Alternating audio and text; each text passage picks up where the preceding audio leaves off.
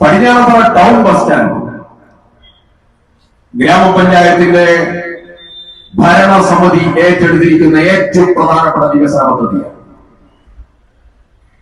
ഞാൻ ഇവിടെ വെച്ചുകൊണ്ട് ഒരു കാര്യം നിങ്ങളോട് ഉറപ്പ് പറയാൻ ആഗ്രഹിക്കുന്നു. കഴിഞ്ഞ 5 വർഷം നേരിട്ട ഏറ്റവും പ്രധാനപ്പെട്ട പരിമിതി വയനാടിനെ കേൾക്കാനും വയനാടിനെ ഉൾക്കൊള്ളാനും സാധിക്കുന്ന ഒരു മുഖ്യമന്ത്രിയും ഭരണകൂടവും കേരളത്തിൽ ഇല്ലാതെ പോയി എന്നതാണ്. ഞാനത് വെറുതെ പറയുന്നതല്ല. അവസാനത്തെ 2 ബഡ്ജറ്റ് അവതരിപ്പിച്ചപ്പോൾ ആ 2 ബഡ്ജറ്റിൽ ഒരു അലോക്കേഷൻ നമുക്ക് കാര്യമായിട്ടില്ലായിരുന്നു. ആകെ കാരാപ്പുഴയുടെയും ബാണാസുരയുടെയും പദ്ധതിയുടെ അലോക്കേഷൻ അല്ലാതെ മറ്റൊരു അലോക്കേഷൻ ഇല്ല.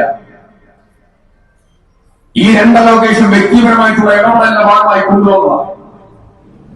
നമ്മുടെ കാർഷിക മേഖല, നമ്മുടെ ടൂറിസം സെഗ്മെന്റ്, നമ്മുടെ ഇൻഫ്രാസ്ട്രക്ചർ, നമ്മുടെ ട്രൈബൽ സെഗ്മെന്റ് തുടങ്ങി വിവിധങ്ങളായ മേഖലകൾ ആവശ്യമുള്ള പദ്ധതികളോ പരിപാടികളോ ഒന്നും വെക്കാൻ ഇവർക്ക് സാധിച്ചില്ല.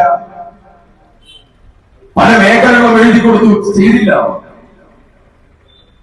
ആ ഗവൺമെന്റ് മാറി ഈ മെയ് മാസം കഴിയുമ്പോ ഐക്യ ജനാധിപത്യ മുന്നണിയുടെ ഒരു മുഖ്യമന്ത്രി ഉണ്ടാകും. ആ മുഖ്യമന്ത്രി വയനാടിനെ കേൾക്കുന്ന മുഖ്യമന്ത്രിയാകും. ആ ഗവൺമെന്റ് ഈ വയനാടിന്റെ വികസന സ്വപ്നങ്ങളെ കൂടെ സഞ്ചരിക്കുന്ന ഒരു ഗവൺമെന്റ് ആയിരിക്കും.